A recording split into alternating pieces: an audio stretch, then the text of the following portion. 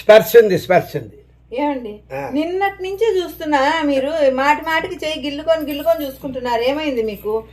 ఏం కాలేదే, నిన్న రాత్రి ప్రపంచంలోనే 8వ వింత మన ఇంట్లోనే జరిగింది. ఏం వింత జరిగింది? నిన్న సాయంకాలం మనం షాపింగ్ పోయినావా?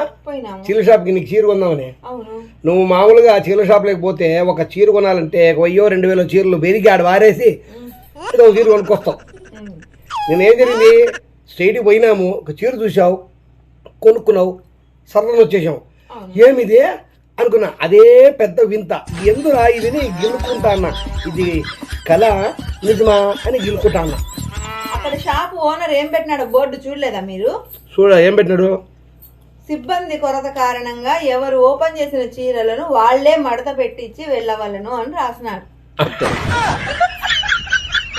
అది కారణం.